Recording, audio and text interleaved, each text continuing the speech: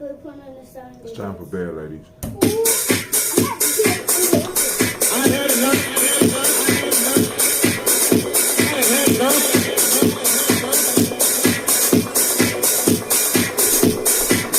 Peace, this is Brother Tim, and you have joined us on Gye-Nyame Journey Radio. Be sure to check out our site and subscribe at tribe.gyenamejourney.com.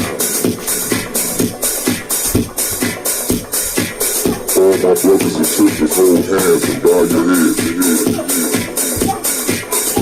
Let us pray. God stand up in the conduct of the mighty. Be ready for much to God. How long will you judge unjustly and accept the persons of the wicked? I say, send the four and the fatherless, who justice to the afflicted and the needy. Deliver the poor and needy. Rid them out of the hand of the wicked. They know not, neither will they understand. They go wrong, but all the foundations of the earth are out of bed. I said, in your God, if all of you are children of the Most High, that you shall die like men and fall like men of the princes. Arise, O God, judge the earth. Thou shalt inherit all nations. Allahu Akbar.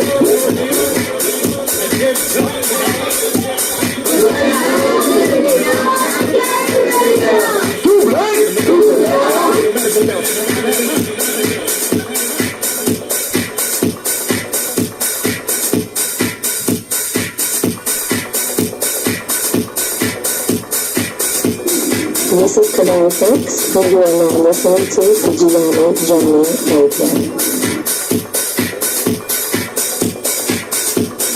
Keep up with the journey. Check out what we have done in the past. Go to journeyarchives.com.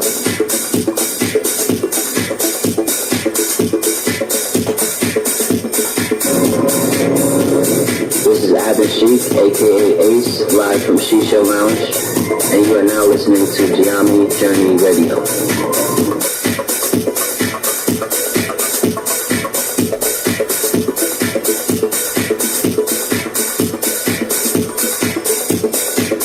Be sure to follow Gye-Nyame Journey on Facebook, Google Plus, and Twitter. Check us out. Join the journey.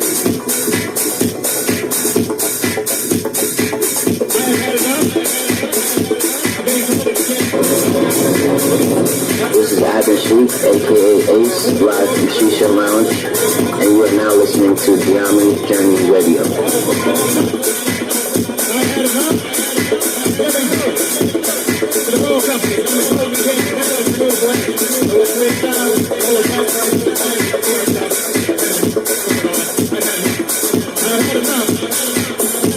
You are now listening to Gye-Nyame Journey Radio with Monica. Enjoy. This is Marina, this is Gye-Nyame Journey Radio.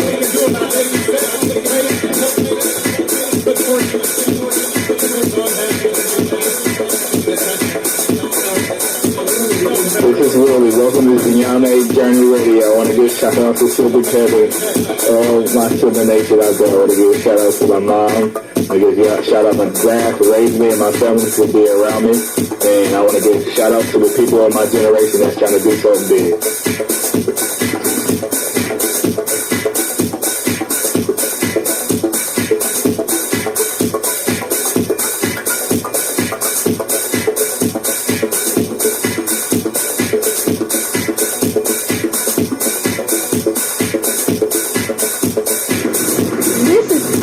And you're listening to Gye-Nyame Journey Radio. Peace, Hotel. This man Saw Hotel, aka Mr. Deity. Mr. Deity doesn't sound good. I think it sounds great. Right now, you're listening to Gye-Nyame Journey Radio. If you're not adding anything to the culture that you claim, you don't deserve to carry its name. This is Brother Hatem coming at you live, and you are now listening to the Gye-Nyame Journey Radio. Shout out to the Gye-Nyame tribe, Gye-Nyame family. Stand up.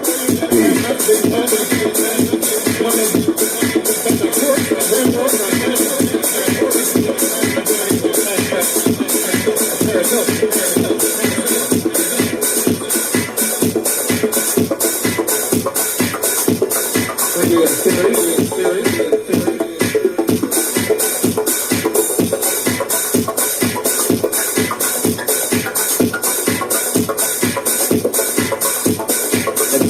If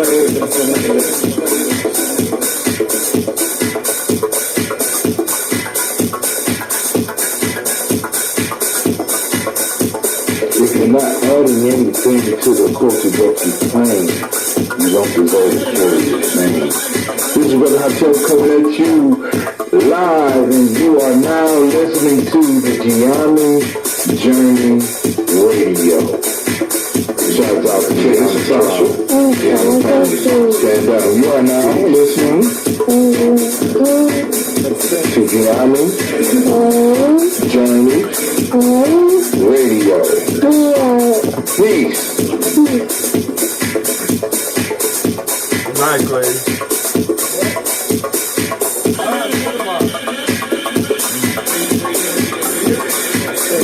This is Gina. And you are now on Gye-Nyame Radio. Peace.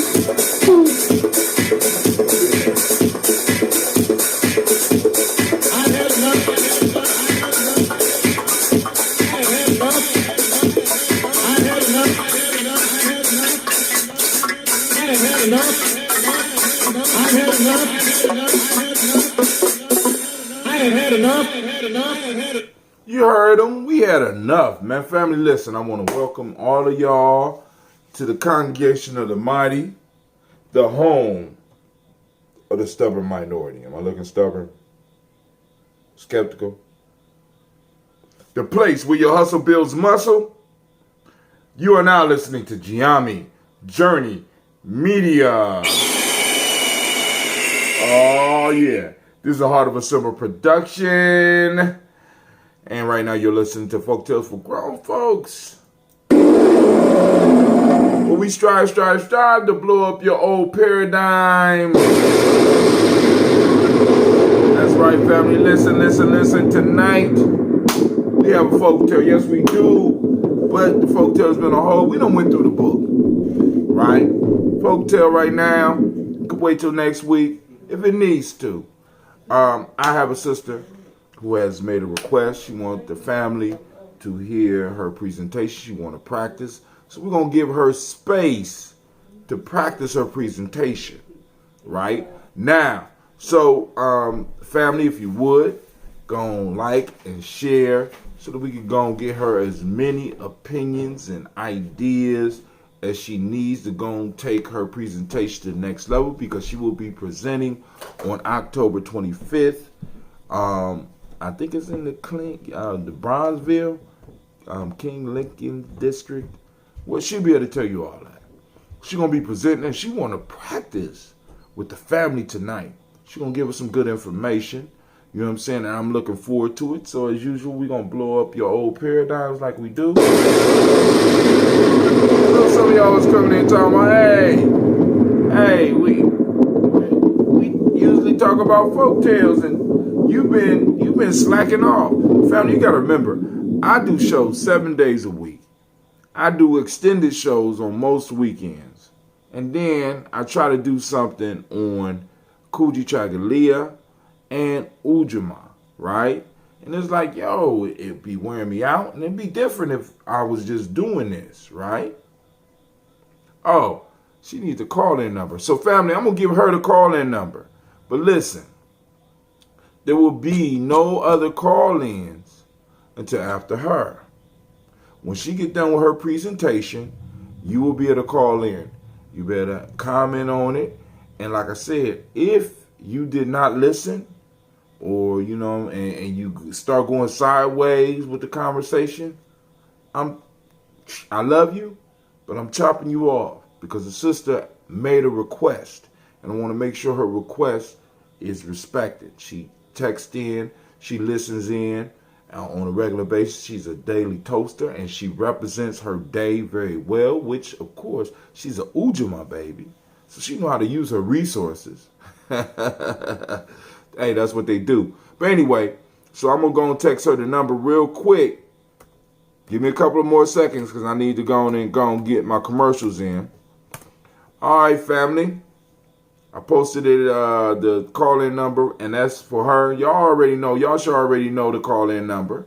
She's going to call in, but while she's getting ready to call in, I want to remind you, family, that you can support Gye-Nyame Journey by doing several different things. One of them is by checking out our free e-course. Join the journey. Get the philosophy. Learn about some of the stuff that we be talking about, right? You know what I'm saying? So that you understand why we call the days what we call them, why we do what we do. Even get some understanding of some of the myths that lie behind Gye-Nyame Journey. And there's more coming. Because I had to challenge myself. Because some of the things that we wasn't doing, we was doing excellent research, as a people, but we creating the myths that can actually change behaviors, because it's the stories that help mold and shape the culture, and those stories come from somewhere. So somebody had to step up and be like, boom, let's start creating some new myths, all right? And that's what we did. So go and check us out on our free e-course. Learn about our philosophy. Learn about some of the stuff that members of Gye-Nyame are doing. You know what I'm saying? And understand when I'm coming at you in certain ways, why I'm coming at you in certain ways, and how we do what we do. All right? Like I said, you join our tribe, or you could do like some of our family members. Build your own tribe. It's a beautiful thing. You know what I'm saying? To be able to have people that you could depend on. To be able to have a circle. Your circle, right? And then when it's time for us to bring everything together, tribes build into clans. Clans build into communities. Communities build into cities. Cities build into states. States build into nations. Nations conquer the world. All right? So, also, if you would, be so good. Also, check out our merch. Yeah, we got merch. Yes, we do. Yes, we do. Yes, we do. And you can support us. Every little bit you give, you know what I'm saying, is respected and loved. Because like I said, we out here working hard, family. We out here working hard. And I don't know what's wrong with this thing, man. This is ridiculous. Every time I shut it down. Shouts out to Shorty. I see you out there. And last but not least, family, we also have a tip jar. So if you like what we're doing, go to the tip jar. I'm also going to post up for some of y'all that's out there, because I know some of y'all I like using Cash App, all that other stuff you be doing, Brother Hatim. I don't want to do all that. All right, cool. I'm going to throw up the Cash App too. Throw up the Cash App so that y'all go on to support. Also, remember, we had the mall popping off this weekend. So come visit us at the mall. You know what I'm saying? Come visit us at the mall. It'll be popping off from 12 to 6 p.m. this weekend. We're gonna have an African dance party popping off. Family, friends. Come on out and enjoy yourself. You know what I'm saying? Also, and here's the Cash App. It is #, capital G, capital N, capital J, capital M, EDIA, capital #, capital G, capital N, capital J, capital M, EDIA. You know what I'm saying? So you go and hit us up, support us. All right, so now, Sister Regina should be by her phone about to call in. So we go and we hear what the sister has for us. So y'all get ready. She on her way in. So, and until she get here, let's look at some of the stuff that I might have posted. Now, yesterday and today, I was blessed by some young people, because once again, I told y'all I had a group of young people who wanted to form an anime club, and they needed an advisor, and they called me Mr. Brown. They sought Mr. Brown out. Said, hey, Mr. Brown, we need an advisor for the anime club. And they've been building it up, and I've been coming out. And today I had an opportunity to share something with them that I have found on the internet. And for those of you that have children, and those of you that like cartoons, because I know I'm not the only adult that like cartoons, right? There is a show. Well, there's a video on YouTube called Malika. It is beautiful. You know, and I was watching it with the young people today, and I had to ask the question. Because it was just burning me up. So I said, what do y'all notice different about this cartoon? So they was running through stuff, and I said, no.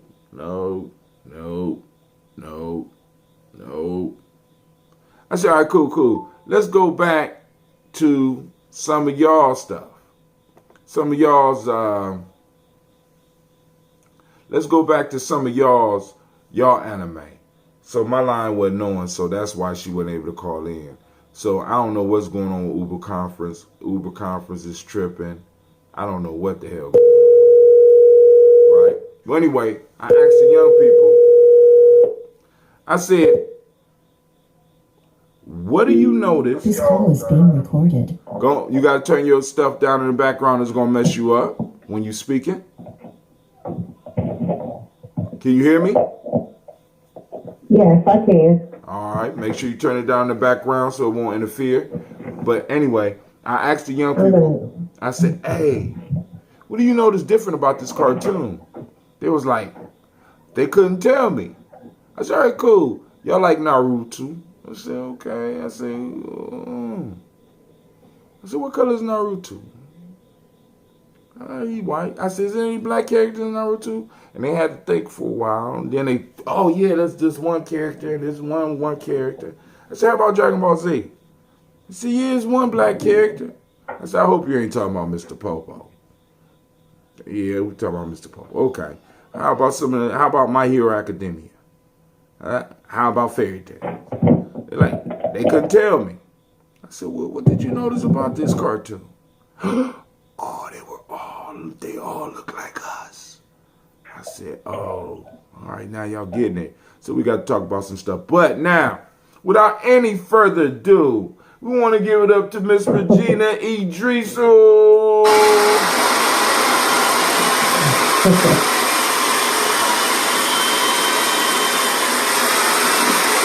Oh man, the pressure's on. Thank you so much. Thank you so much for the opportunity. Right, girl, you blessed us. I don't know what you're talking about. But anyway, what I am going to do, family, because I know some of y'all hard-headed, I'm going to lock the conference call right now so that only Sister Regina can be heard. I'm going to put the speaker up here for everybody, and I'm going to give her an opportunity to do her thing. So after she's done, if people want to call in, by all means, your calls are welcome. But while she is presenting, no. You ready, sister? Yes, I'm ready. Can you hear me? Yeah, we hear you real good now. Okay. Go ahead. Okay, so thank you again. And just so everyone knows, Regina Allison, and I'm doing a TED Talk this coming Friday, October 25th, as part of TEDx KLB, which is King Lincoln Clarksville. And it's going to be held at the Lincoln Theater Friday. You can get tickets on Ticketmaster or at the Kappa box offices. And there will be a host of other performances, singers, West African dance, food trucks are included in the ticket price. The theme this year is Level Up. So I'm really just grateful to have the opportunity to participate. And grateful to have the opportunity to practice with your audience. So what I'm sorry, go ahead. That was, don't mind that. That's my computer acting nigger. Oh, okay. Okay. Turn it down. So what I'm doing now this week is really just practicing saying it out loud over and over and over and over. Really practicing my timing and that type of thing. So again, thank you. And I can just go ahead and get started.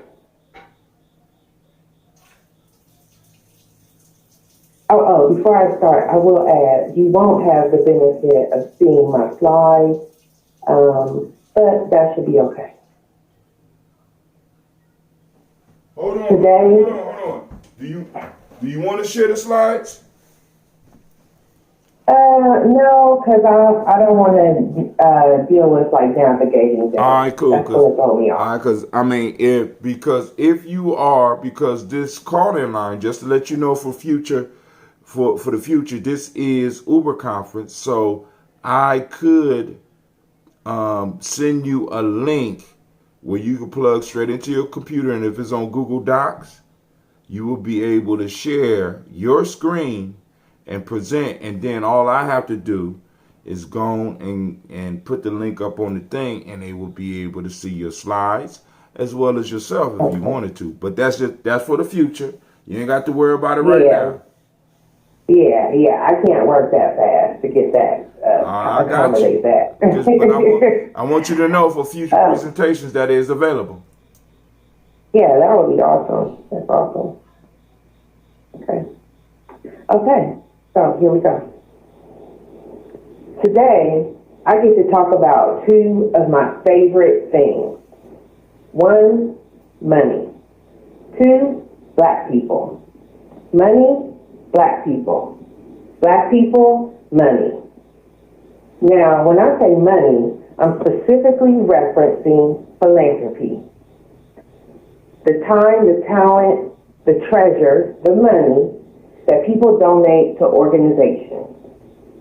When I say black people, I'm specifically referencing African Americans, myself included, anyone who checks that box.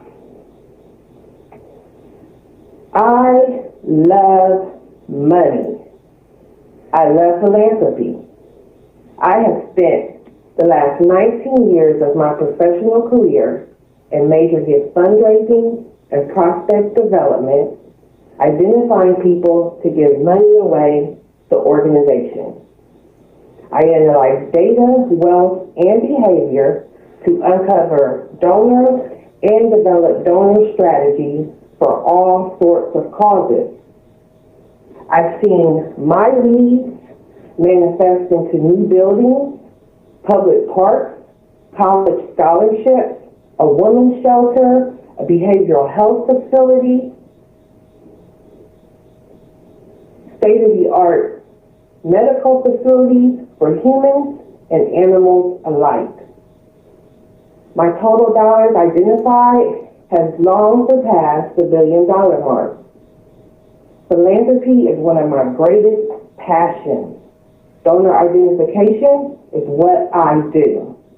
And prospect development is my jam.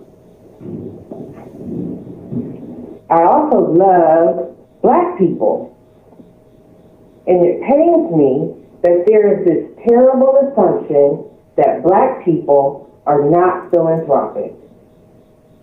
There is an assumption of poverty, an assumption that black people don't care, aren't able, are not interested in giving their time, talent, or treasure, their money, to organizations. I want to push past these assumptions and look at facts.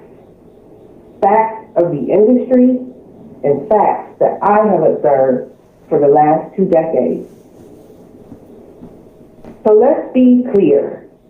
Philanthropy is big business. $427 billion big. The Giving Institute reports that in 2018 alone, American individuals, foundations, bequests, and corporations donated an estimated $427.71 billion to nonprofits across the country. That's about 2% of our national GDP. That's real money. And it's not consumer dollars. It's tax-free donor dollars. It's tax-free impact dollars. So the next thing that I have to tell you I've been warned, is either going to blow your mind or you're going to think I'm flat out lying. But I'm going to tell you anyway. African Americans are the most charitable group of people in the United States. Do you believe that? When asked, what does a philanthropist look like? Most of us conjure some version of the Monopoly Man. Some old, white, wealthy white dude come to save the downtrodden masses with a big check and a nice photo op.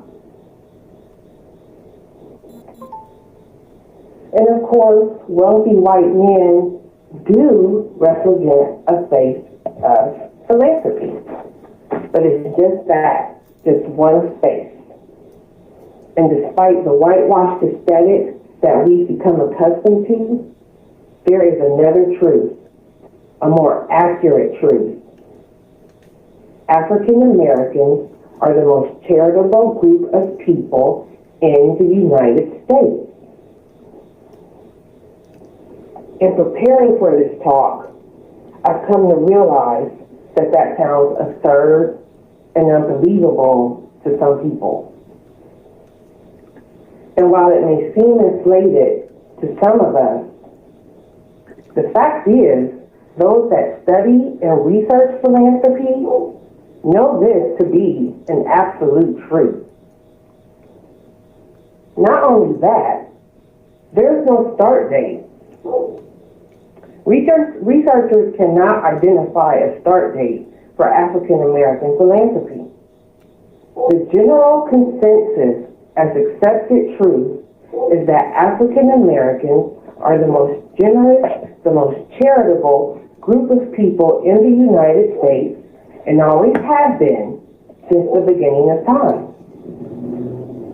One could argue that philanthropy is in our DNA. We all know black don't crack. But do we know black gives back? Black gives back to the tune of $11 billion every year.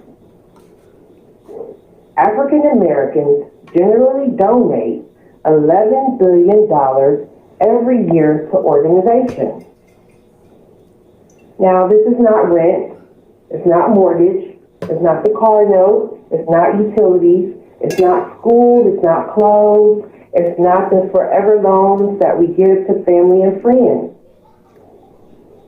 This is an extra $11 billion that we own free and clear and elect to give away. Just here, take my wealth, please and thank you. And it's not just a couple of Oprahs or a few Tyler Perrys. Allow me to brag about my people briefly. According to the Kellogg Foundation and Rockefeller Philanthropy, approximately 2/3 of African American households donate money to a charity every year. 2/3 of us. Now look to the person sitting to your left. Look to the person, look at your neighbor on your right. At least 2 of you are philanthropists. Black gives back. According to the U.S. Trust and the Indiana University Lilly Family School of Philanthropy conducted a multi-year study and was funded by the U.S. banks. And they determined that 30% of African American families donate because of family tradition. For white Americans, for white donors, this number lags at only 18%. Being a philanthropist is passed down from one generation to the next for 30% of us. For me, that tradition is personal. It's my grandmother making curtains for the new wing at church. It was my Aunt Ruby immersed in Churchwomen United, attending endless board meetings and fundraisers. It was my Uncle Archie sliding a couple bucks to some brothers, passing out flyers, walking down the street in front of my grandmother's house in South Linden. I was about 8 or 9, and I couldn't understand all the words on the flyer, but the colors struck me and stuck with me. Red, black, and green. And I knew it was important. In the same study, it was determined that compared to all other ethnic groups, African Americans are twice as likely to believe in the impact of their gifts. They believe in the impact of collective giving, believe in the work that the organization is doing. Same report, 41% of African American donors report plans to increase their giving in the next 3 to 5 years. This is nearly double 24% of white donors that report plans to increase their giving. Now, I said, prospect development is my jam. I've spent my entire career identifying donors for multi-billion-dollar campaigns. I know a hot prospect when I see one. The person who has a family tradition of giving, the donor who's already self-motivated to increase their gifts, the supporter who deeply believes in the impact of collective individual giving, that is your best prospect for a gift right now, a gift 5 years from now, a gift a generation from now. That's money. That's Black people. Now, I have to show you something else about the money. Because not only are African Americans the most charitable, our generous nature often leads well-meaning Black people to start nonprofits. And when I ask these well-meaning people how they plan to pay for their programs, how they plan to fund their vision to save the world, the answer is always the same. Apply for a grant. So we need to look at that. $427 billion went to nonprofit organizations in 2018. Where did all that money come from? 68% of that came from individuals. And certainly, this includes those big gifts we hear about on the news. But the majority of that were individual donations of $2,500 or less. Look at your neighbors. We live in this 68%. Runner-up to the individual, foundations at 18%. That's your community foundations and family foundations. Following that, 9% of that came from bequests. People that made plans in their will to donate money after their death.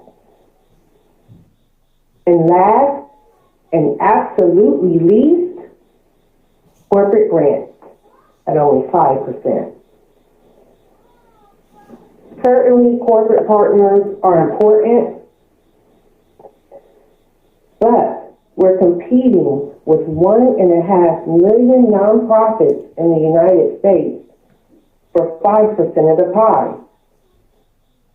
Too often, we're ignoring our best prospect, ourselves.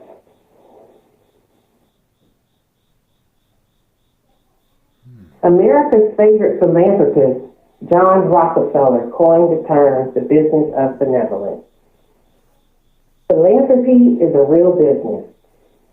Black people play a very real role in it. And like any other industry, representation matters. Philanthropy is not just wealthy white men. It's you, and it's the person sitting next to you. It's Black Philanthropy Month, launched in 2011 by the Pan-African Women's Philanthropy Network to celebrate African descent giving every August.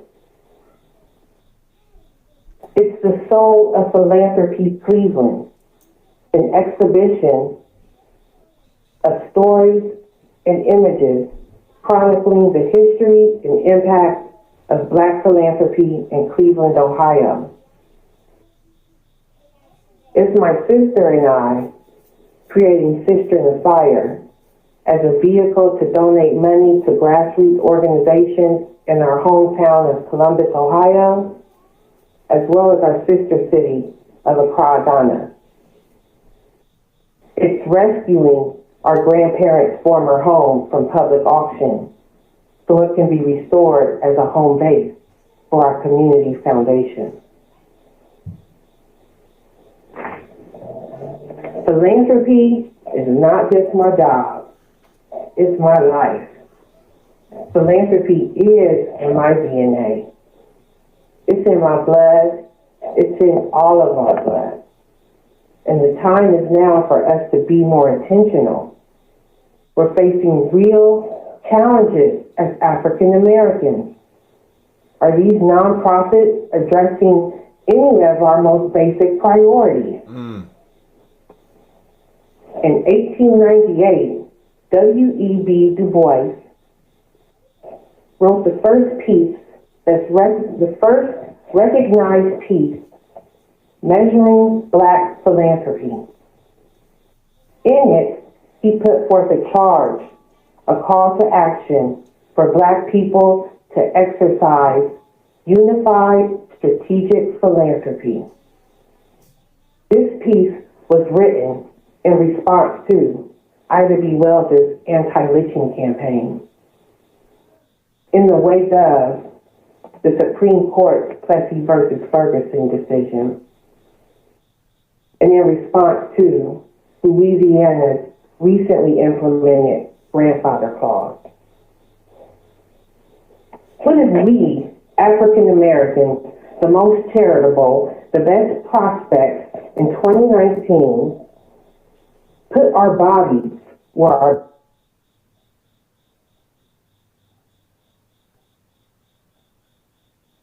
Hold on. Oh, they done kicked me out my own goddamn room. Hold on, Sister Regina. Hold on. Oh, God damn it.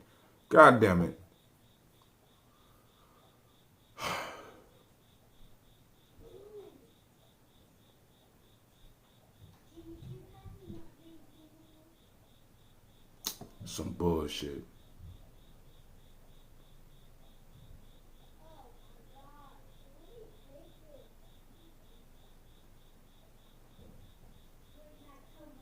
I've been kicked out. Hold on.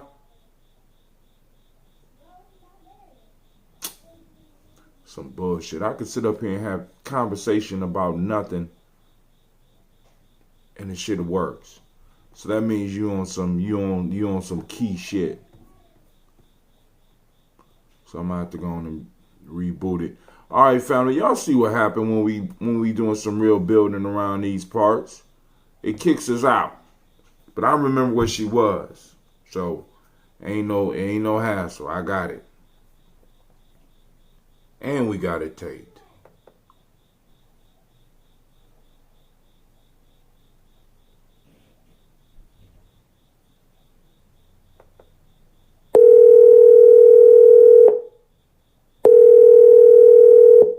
This conference is locked by the organizer. Please contact the organizer to unlock the conference if you would like.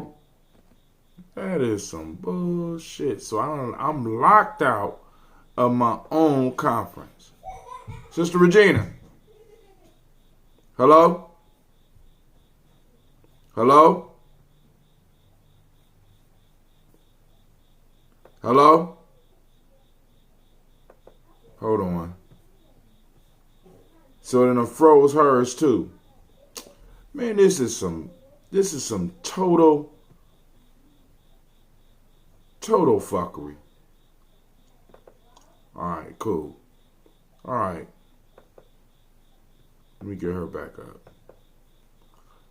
Alright. Oh, no, we want to view profile. No. See, they done shut her out too. Hold on. We have to call her back.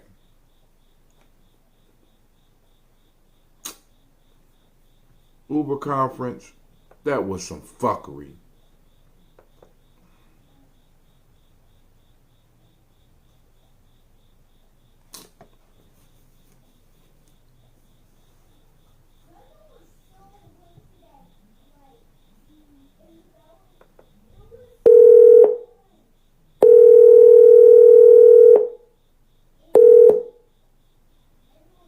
All right, sister. You are the first participant on this Uber conference. Hold on. Please hold while we wait for the others to join. Back.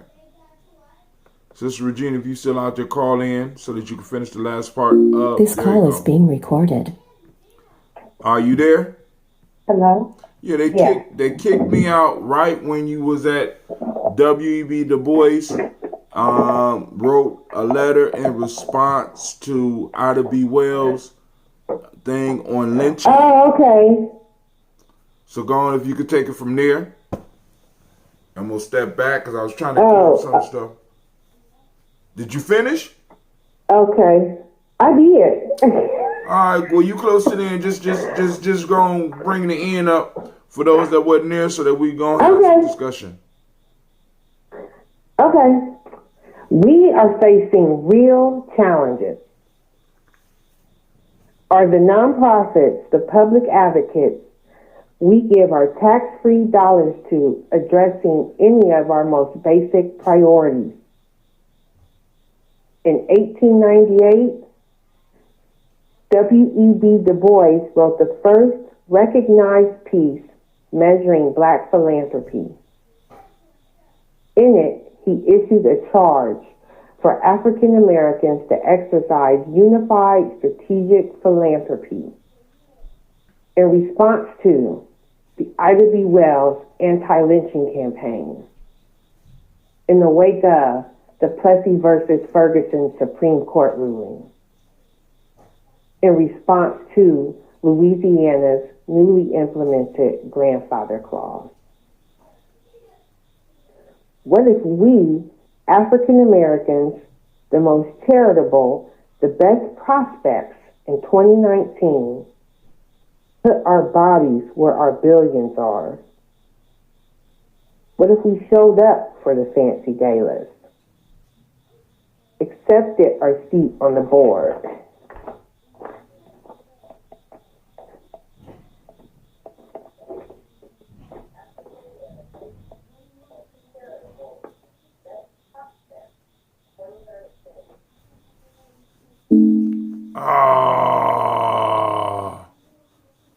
Okay, she dropped off. So now that's something on her end because we still up. So now, she issued a challenge.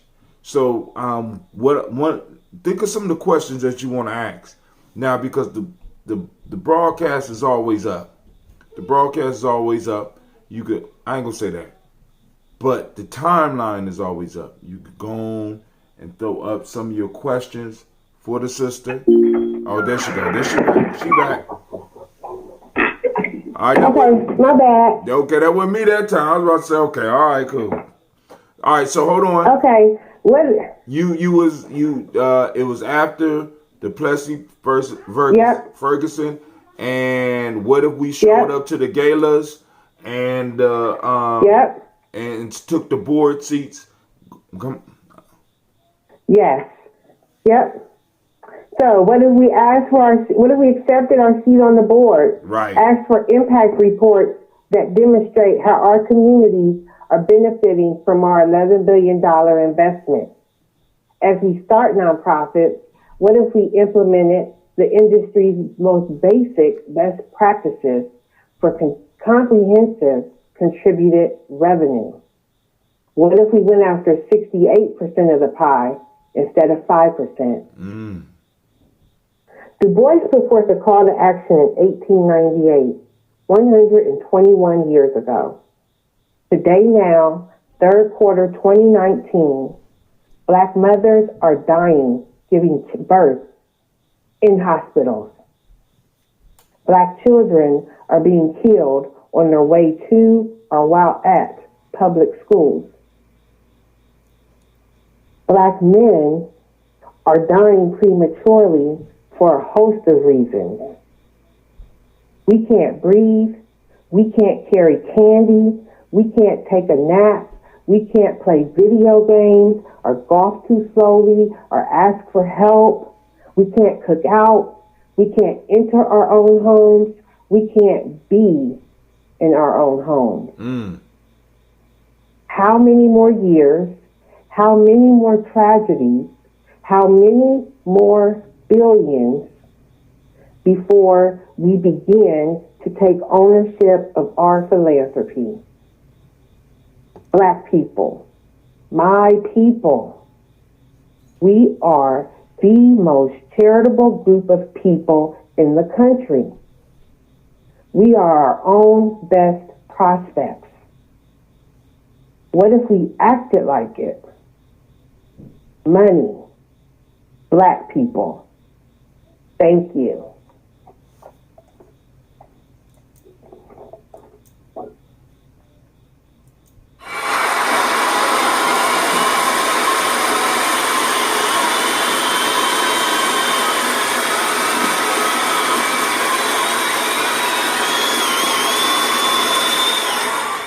All right, class is in session now. Can I ask a question? Oh my God, hold on. Oh my God, there we go. It went off. So class in session now. So you were speaking about philanthropy. So you mean I don't have to be rich to be a philanthropist?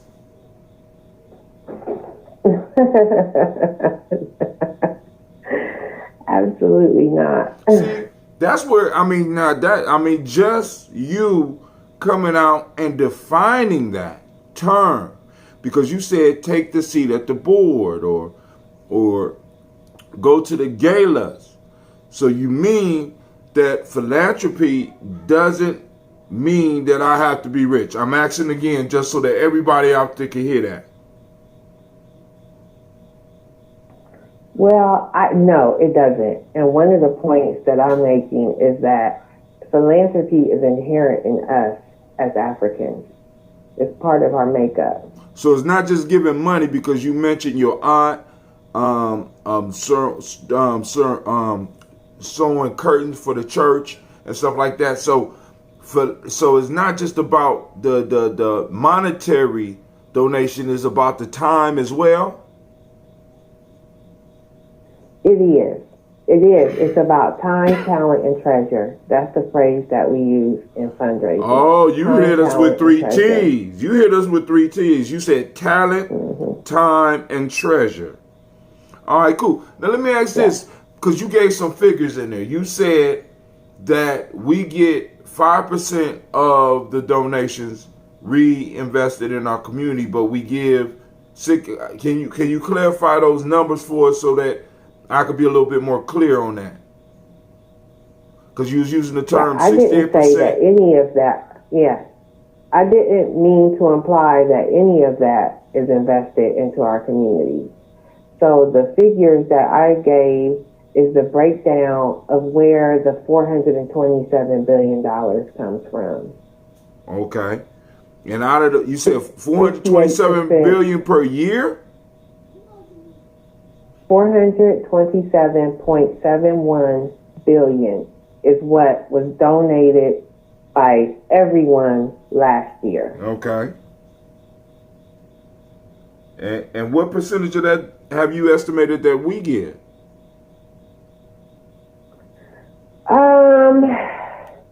Well, you can do the math, which I actually, you're catching me. I haven't done the math on that. So the average total for African Americans is about 11 billion. And that fluctuates. I mean, I don't have like an exact 11 billion, 290. That's still a lot of dough. You know. That's a lot of dough. So 11 billion out of 400, let's just round it off. 11 billion out of 400 billion. So 10% will be 40 billion. So we are at a fourth of 10. We're somewhere a fourth of 10. That will be about 3% that we're given. But out of that, out of the 400 billion, how have you estimated how much comes back into our community? I mean, I even come back in. I have not. Okay, all right, Yeah, but no, that's a large chunk. So when you was talking about the 68%, what were you speaking of? So 68% of that 427 billion, 68% of that comes from individuals, as opposed to like corporate grants. So wait, hold on. So 68% of the money that's going to these charities are being given by individual donors and not corporations.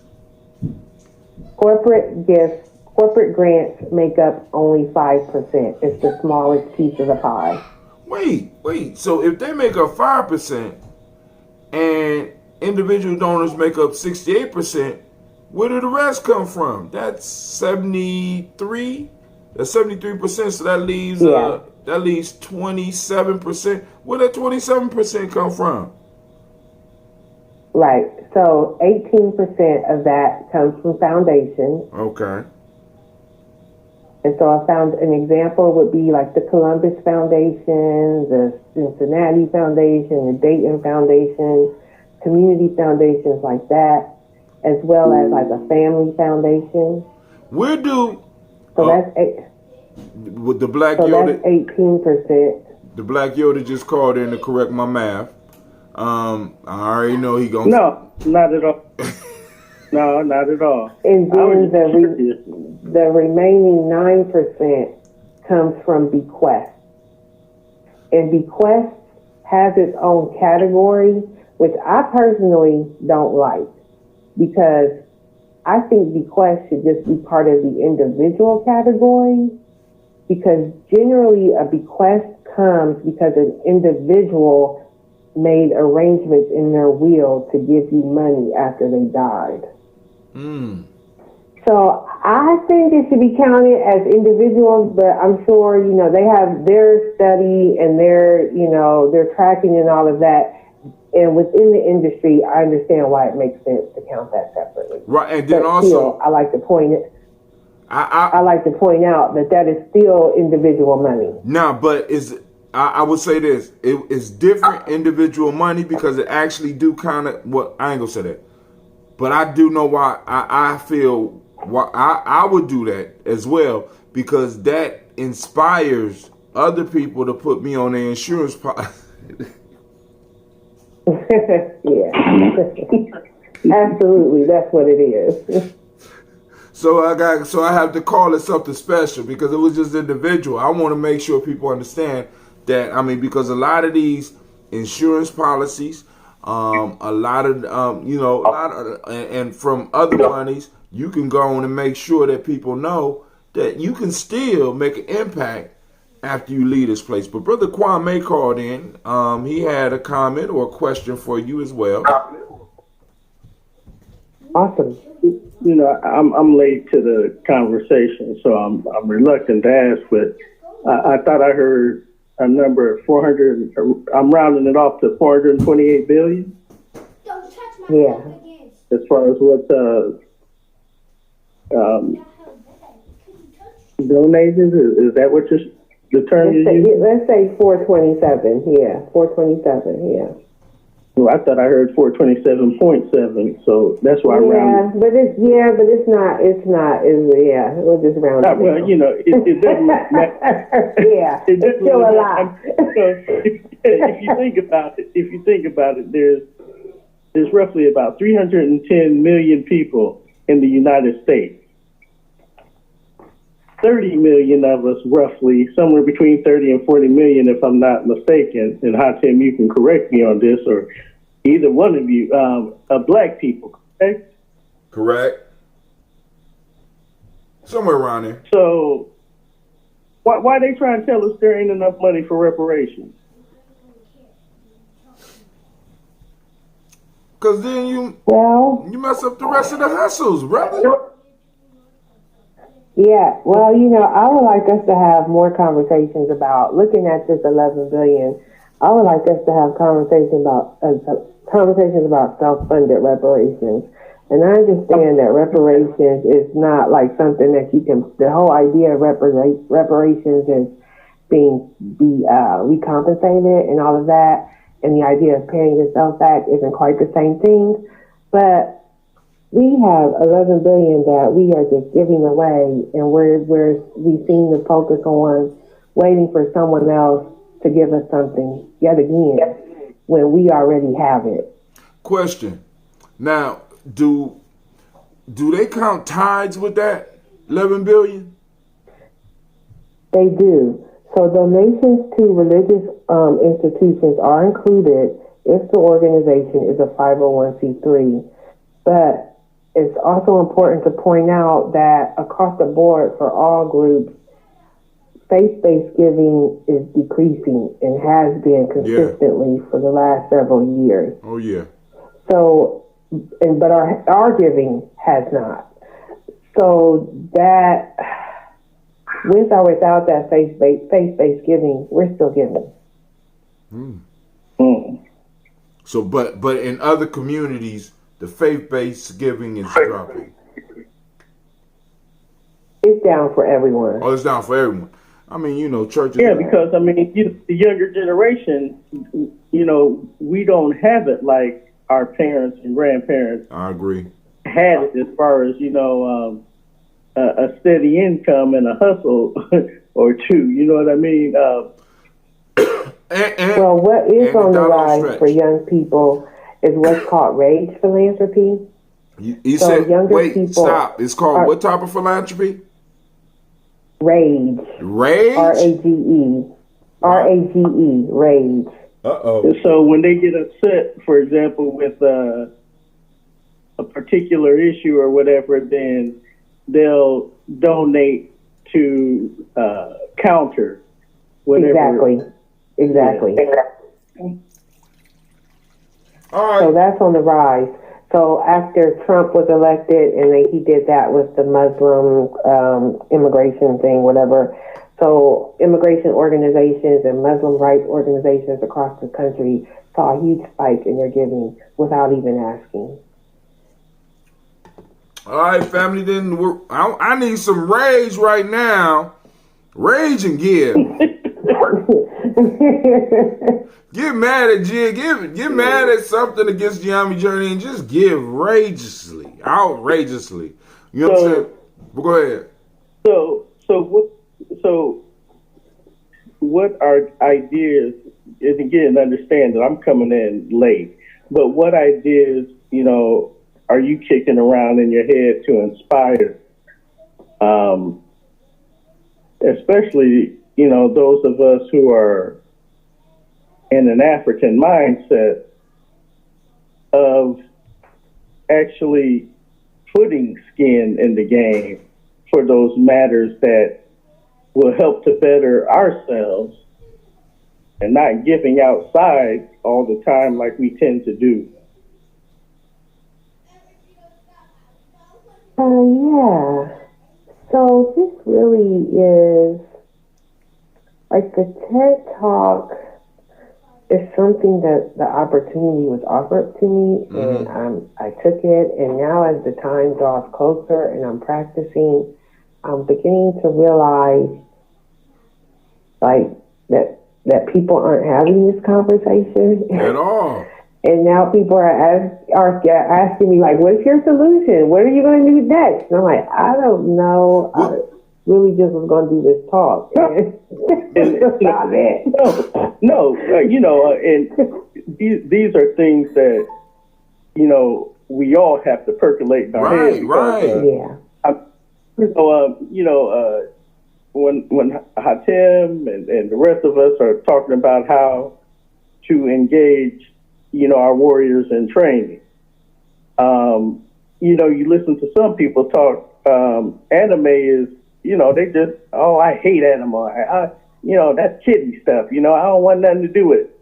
But these are the things our children are into. So we use that as an inspiration to engage in deeper conversations. And so, so these are things, we just have to let percolate in our heads a little bit. And as we start to look around and, sometimes nature will inspire us to say, hey, that might be a good idea, and so, so just let it percolate in your head. And when you have something, the answer is hit a brother up. What I mean? Right. Actually, so, certainly I have ideas, and so when you ask me like what am I going to do next or whatever, or what's my idea, so like really like this, doing this talk and just putting it out there, it's kind of like I need other people to be thinking about it in this way other than me, because I know this information,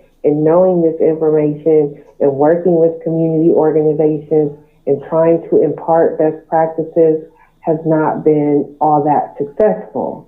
It's been a challenge to go to lots of small organizations having a full understanding of how to make it work, and then they don't have the capacity, they don't have the infrastructure, or just don't have, I don't know. All right, now it can be a challenge. So maybe wait. Go ahead, let me ask. Now, so describe what having capacity and having infrastructure means for somebody like myself, because I'm like, what do you mean don't have the capacity? So something really, really basic. Get in bed. Start with infrastructure. Infrastructure, because I'm going to give a basic example and talk about how that reflects on the infrastructure. So as a donor, no matter what I give, no matter what the amount is, when I make a donation, I expect a thank you letter.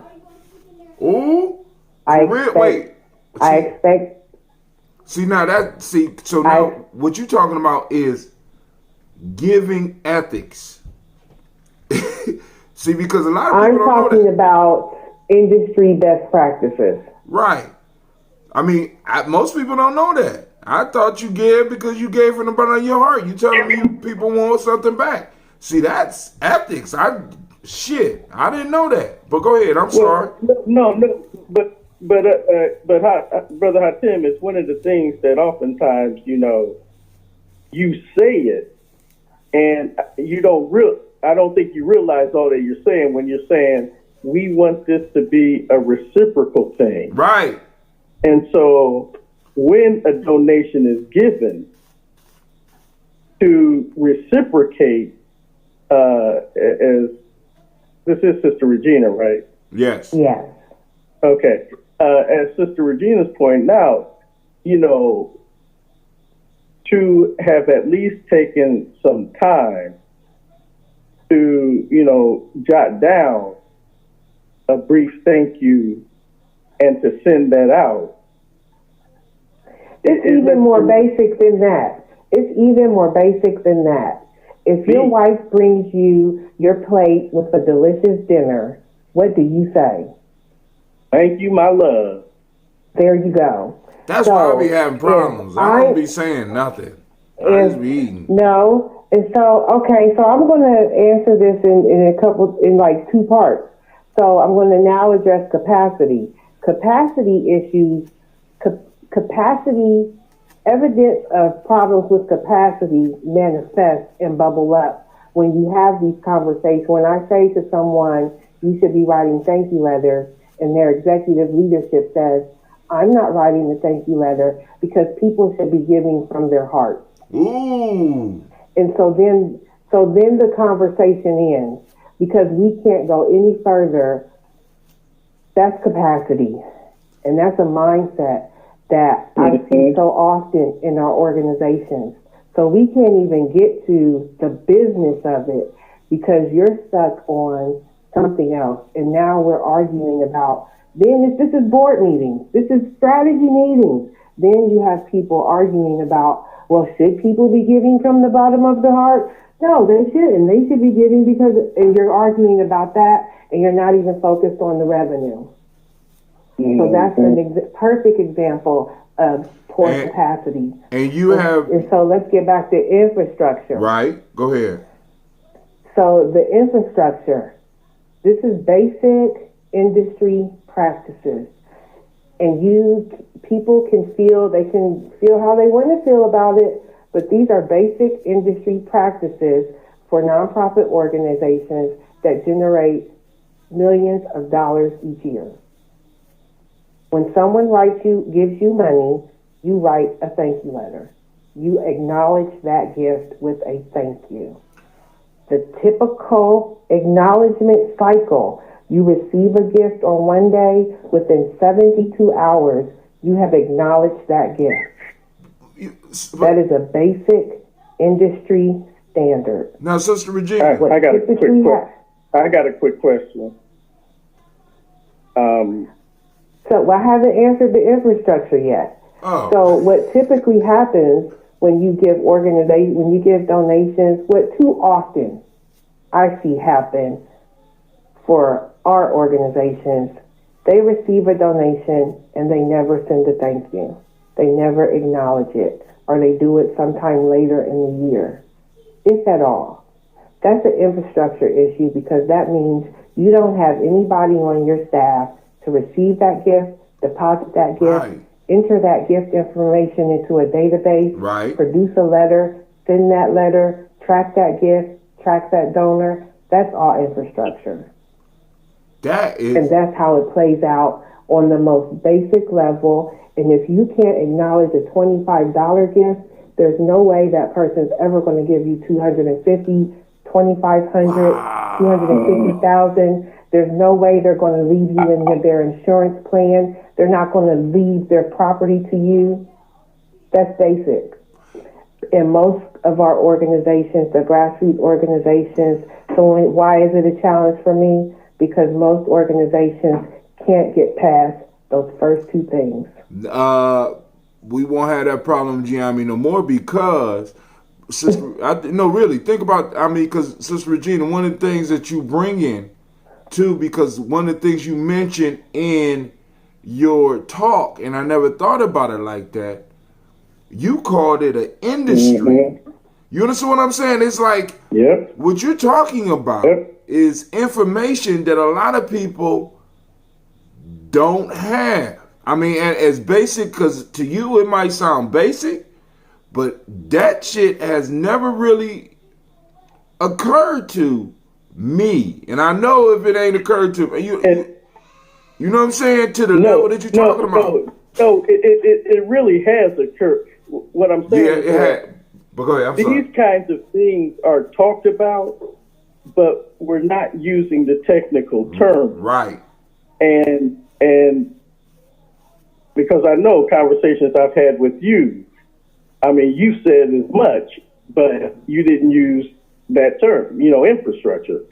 And the question I was going to ask was that, maybe maybe we need to go in a little deeper on this, in the sense that would you like to give a tech talk? Maybe one of our G&J Mall sessions, or at some point, because I think this is critical. Because we giving she's saying we're giving billions, and according to what she's saying is we're giving billions to people who are showing basic consideration for the fact that we gave. Like I just gave some money to Ohio State, even though they took double what I was supposed to give. I'm gonna forgive you, Ohio State. I needed that. I needed that little bit of money, but it's cool. But anyway, like she said, within 72 hours, I had a letter from them thanking me for my donation. And as a matter of fact, you made me think about this in a whole nother way, because they called me 6 months ago, and I said, I ain't got no money right about now, but I think, just to put them on, I said, because they weren't going to call me back, but I think around May 15th, no, actually I told them September, I might have some money. And they called me back on the date that I told them. And within 72 hours, when I gave them the little bit of money that I gave them, I had something in the mail thanking me, and with them letting me know that they would look forward to me giving in the future. But then I don't give. Exactly. I give to black organizations, or I ain't going to just say I give to my folks, and not get nothing. And I know for a fact that people have given to Gye-Nyame, and I'm gonna put this part of our infrastructure plan, that we're gonna have some way of being able to respond to people and thank them for giving.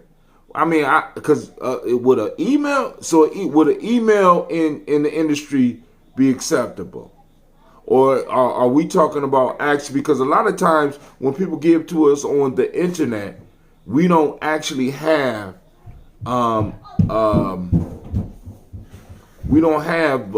physical address to actually send something to. Somebody might be in trouble. Well, yeah. So, like, if you are like a really strong, high-functioning fundraising team, is thanking different gifts in different ways.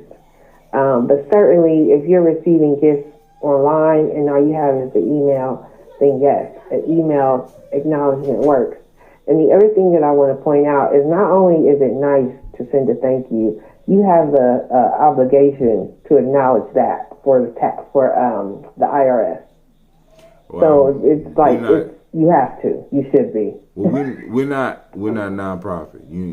I have a certain, I went. Well, you are not, but for nonprofits, you do. You have an obligation to acknowledge that gift and provide certain language. There is language that you must use to recognize that gift. Wow. So it's not optional. It's not. And we got a lot of nonprofits in our community that's not following those IRS laws. Right.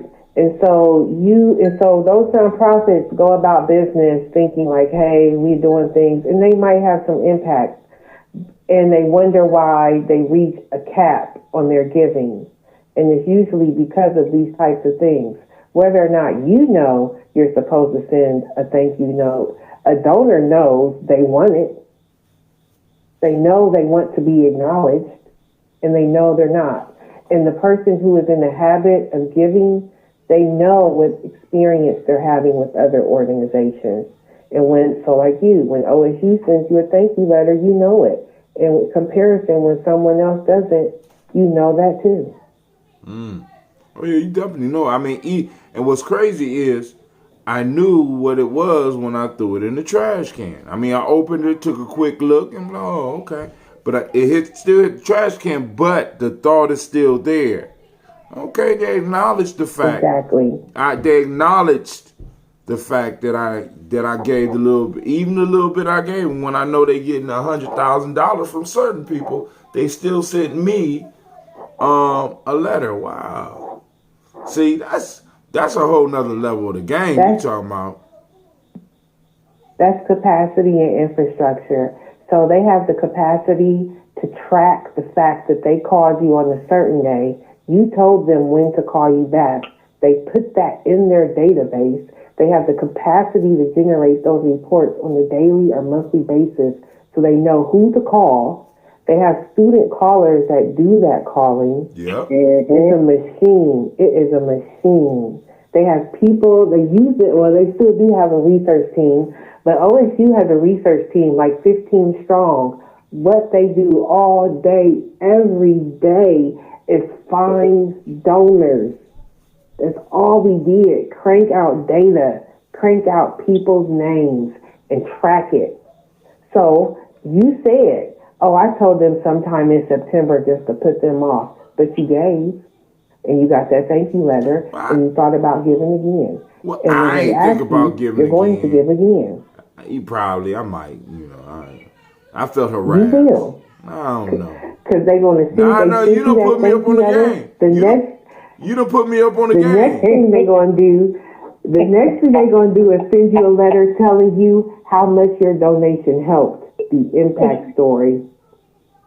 Listen, they ain't gonna give me now because you done ruined the game. They're gonna ask you, do you want to increase the impact of your gift with the increased donation? No, I tell you what, that happened. It wasn't directly. Now that you're right, this is gonna happen this time. But that's what they did with me when they did that with WOSU. They sure did. But I had to move. I moved so they could stop finding me. You know what I'm saying? But part of that capacity is. Why do I feel like a game's being ran on me? You said who?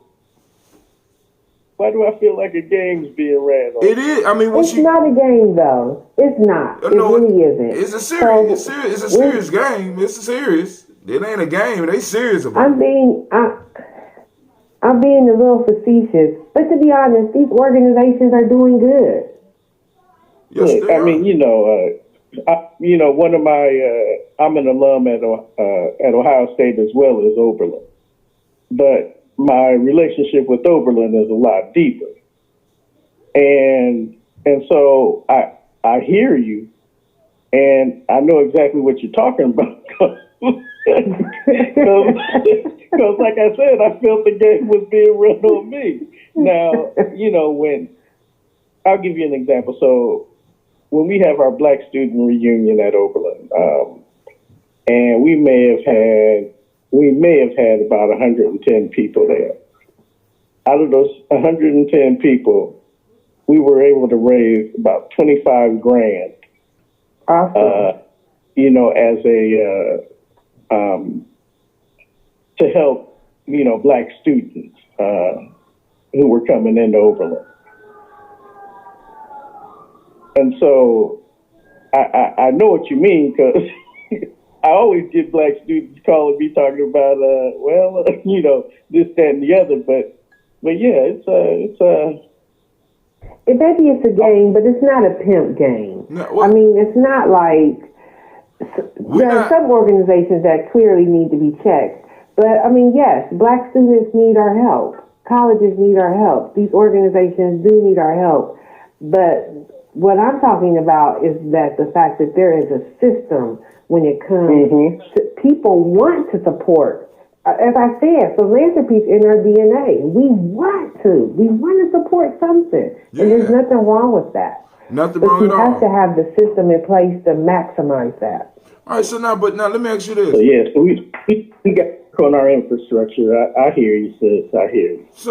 So, are there any, what do we give to? I mean, like I said, is there because I know they have those numbers out there. Do you have access to the numbers to know what we give to? I don't have that information on hand. I didn't prepare that for my talk. Like what specifically African Americans give to? What percentage goes to, because for example, me doing my show, I might not get nobody to donate. But if, for example, when we did the thing out in the woods and I said we needed a grill, it came quick. And in fact, we had to send money back. You know what I'm saying? Because it was purpose. I think it was purpose driven because they could see. I showed them how our stove looked. said it didn't work, and I wasn't even serious about it because I'm so used to saying, "Hey, we need your help sometime." You know what I'm saying? Boom, but the money came in. It's the same thing with around Kwanzaa or around when we're doing the Malcolm X Festival. If it's purpose driven and they could see, even if they don't come, if they could see a direct result of what you are doing, and it's almost the faster that you are able to produce the result, the more that our family will give. Is it? You know what I'm saying? I mean, noticing stuff like that, and Well, I mean, yes. And so, like, one solution, one thing that I would love to see more organizations do, and, like, I get paid for this, so right now I'm giving y'all some free advice. But one thing that I would love to see more of our organizations do, so you have events, and you have these fundraisers. What are you doing with the data? You know, are you tracking who gave what? So if someone is giving you, say the same person gives you $50 every time you do this thing, or they give you $50 a month, or they've given you $200 every year for the last 5 years. Do you have that information? Are you aggregating that data? Are you analyzing that data? Do you have comprehensive data? So having their name, their address, their phone number is very, very helpful, and is more valuable than an email address. And then, like, finding organizations. So most of my clients are white, and I work with predominantly white institutions that have multi-million-dollar campaigns. But I tell them all the same thing, too. Like, you need this data, so we have some place to start. And as you're engaging these people, are you thanking them? Are you sending them that follow-up? Are you sending them an email saying, look at what we did. Get ready for the next gift. see now that once again that infrastructure, and that's where the infrastructure and what's the other term you use? Infrastructure and capacity to, because it's like that's kind of where we fall short, because when you start getting up, Absolutely. you got to be able to kind of pay people to do that. Yes, you do.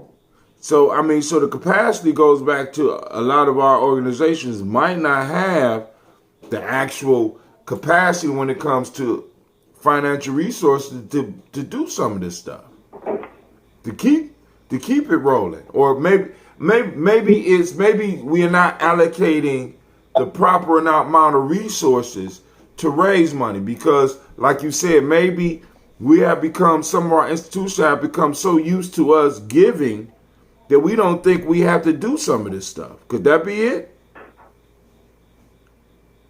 Could we have spoiled some of our organizations?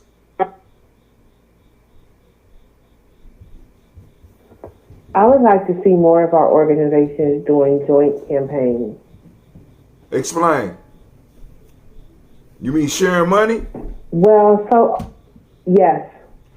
Oh, good luck with that one. I mean, we're gonna get there. Good luck with that one.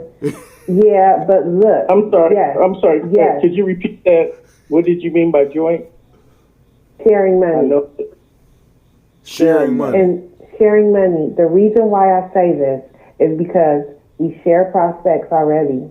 We sure do. I mean, you got a We're good going point. after the same people. You're right. We oftentimes are addressing some of the same issues. Right. Donors. And this is the other thing. It's the other thing. Like, I'm not making this stuff up. Donors want shared campaigns. Donors want nonprofits to figure out how to work together so that they can put together larger campaigns with greater impact. The donor that can give you some money and know that, oh, my gift helped 3 organizations, they'll say yes to that. That's what they're looking for. But too often in our communities, like you said, share money, good luck with that. and that's the end of it. So you're never going to get that money. So are you? I mean, because you once again presented this as an industry. Have you proposed a joint campaign to 3 or possibly 4 different black organizations? That I mean, No, I haven't. see, because So I'm listening. go ahead. No, I'm listening. Go ahead. No, I'm listening to you. No, I'm just asking. No, I haven't. So, like in my firm, like I said, I work with mostly white organizations, and I've been looking for black organizations for like the last year, 2 years.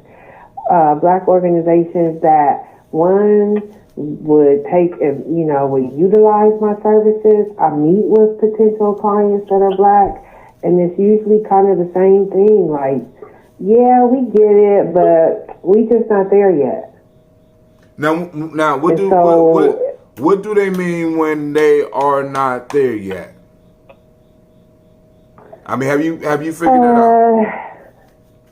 Capacity. Part of it, I think, is part of it is money. Part of it is definitely capacity.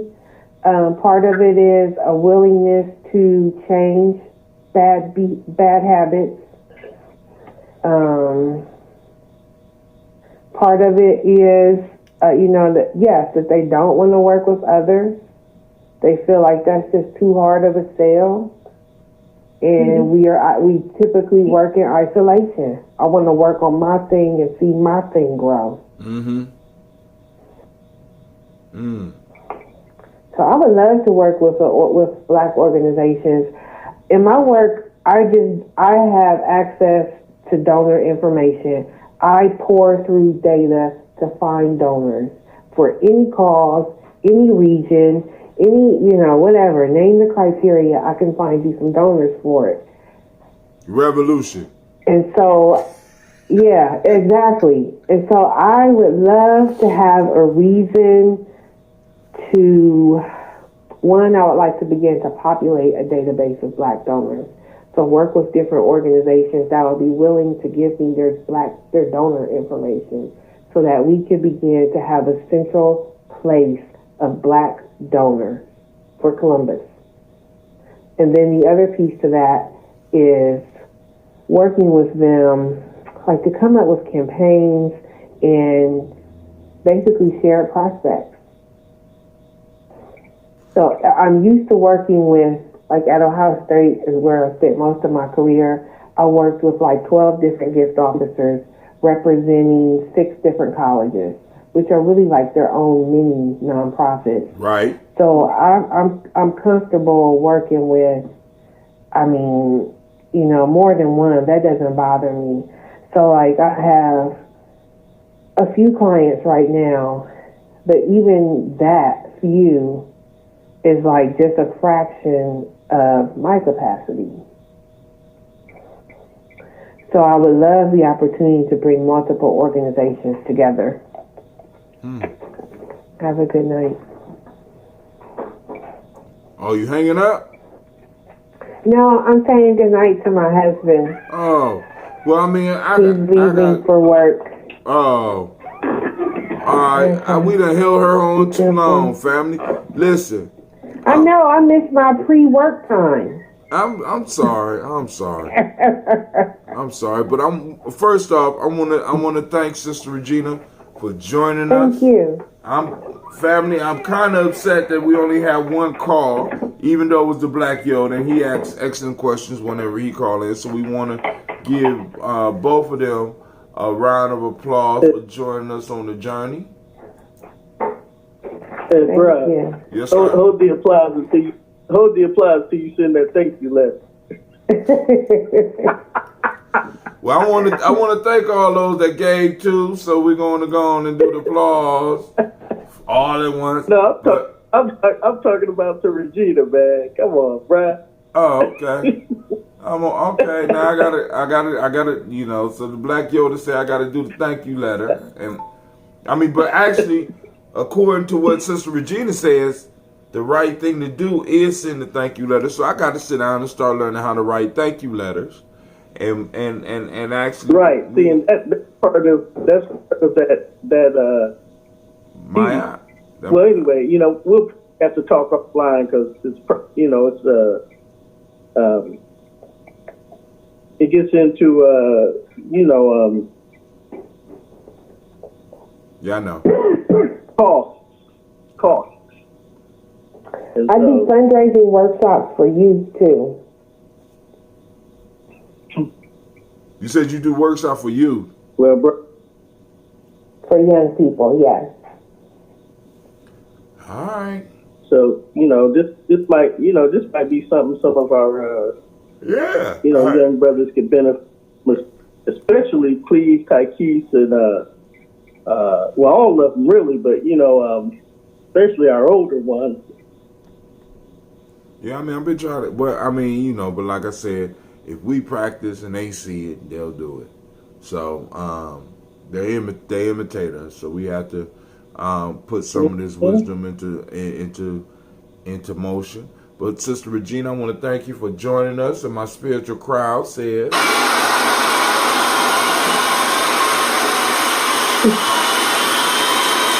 And I said, do I read?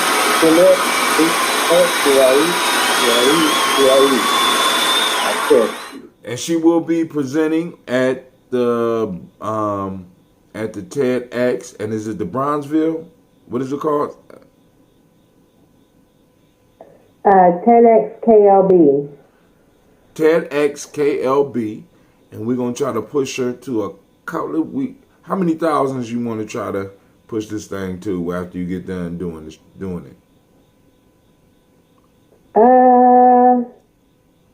Couple 100,000. Okay.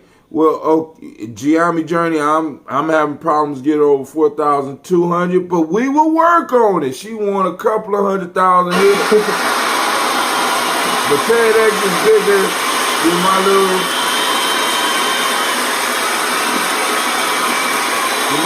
town. So we building up. I just thank for it all. Right. So and we want to thank Brother Kwame for calling in. Sister Cynthia, I seen you out there. I wasn't ignoring you. My computer's acting crazy. If I don't stay on something long enough, it will blank everything out. But I got Sister Cynthia's piece up here. She said, this is what Sister in the Fire does. Pool resources to make donations to nonprofit organizations that celebrate our African culture.